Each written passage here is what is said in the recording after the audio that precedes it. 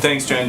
How can you guys say that President Biden was not a close contact with Speaker Pelosi when there is video of the Speaker kissing him? Well, Peter, the way that it is defined is by the Center for Disease Control, the CDC, and their definition of it is 15 minutes of contact within a set period of time and within 6 feet.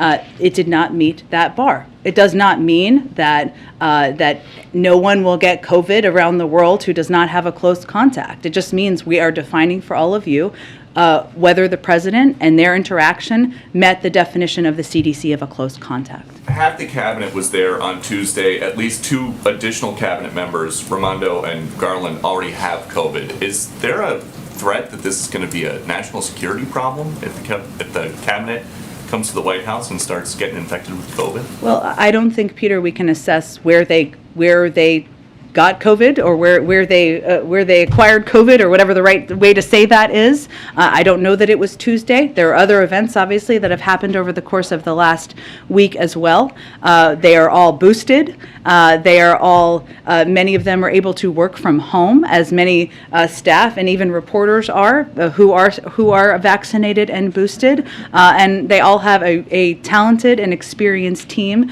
who is stepping into their shoes where needed in the office. When the last president wanted to host a big event for a Supreme Court nominee here at the White House, some folks got COVID, and then former Vice President Biden called it a super spreader event. So is there any risk that this event tomorrow for a Biden Supreme Court justice is going to be a super spreader event?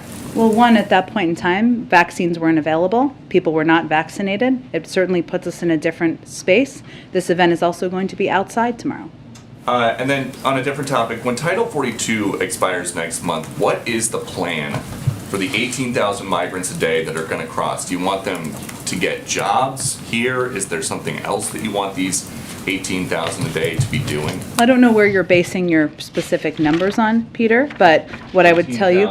I've got it right here. Earlier this week, the department gave reporters an estimate that up to 18,000 migrants could be apprehended at the border each day if Title 42 were being lifted. Up to, and we'll see what happens. And obviously we're taking steps to convey that this is not the time to come.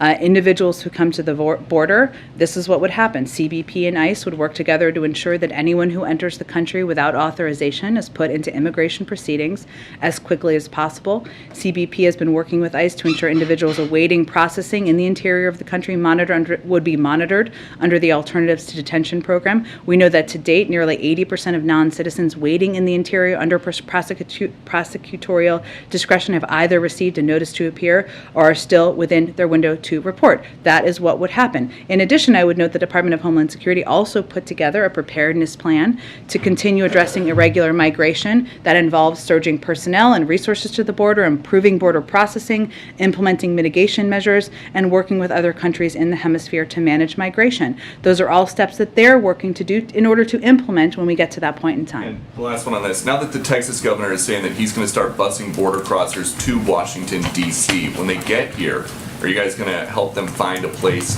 to stay and something for them to do? Well, I'm not aware of what authority the governor would be doing that under. I think it's pretty clear this is a publicity stunt. His own office admits that a migrant would need to voluntarily be transported, and then he can't compel them to because, again, enforcement of our country's immigration laws lies with the federal government, not a state. Washington, D.C.? Well, listen, I don't know, but I know that the governor of Texas or any state does not have the legal authority to compel anyone to get on a bus. Go ahead. Jen, is there pressure to avoid saying that President Biden has a